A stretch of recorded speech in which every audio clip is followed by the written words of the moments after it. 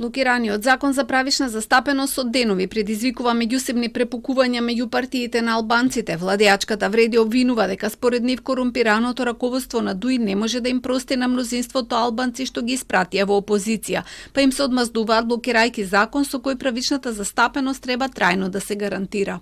Што дочека албанците? Али Ахмети да блокира закон за правишна застапеност и со тоа да руши еден од темелните принципи на Охридскиот рамковен договор. Зошто? Заради алчност за власт. Нереформираното раководство на ДУИ во очај поради тоа што албанците го испратија во опозиција, сега влече потези директно спротивни на интересите на албанците.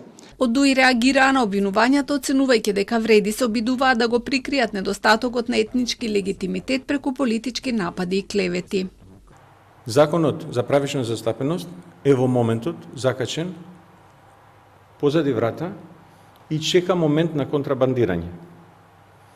Што ја мислам дека нема да го дозволиме, не го дозволивме до сега и повторно нема да дозволиме да помине таков шведски закон кој што е без никаква суштина, а кој што е основа за заштита на правата на албанците. Овој закон е блокиран поради недостиг на Бадентерово мнозинство во собранието. Прашан за овој проблем, премиерот одговори дека владата ја завршила својата работа и дека понатамошната постапка е во надлежност на парламентот. Додаде дека политичките пресметки и калкулации им ги остава на опозицијските партии.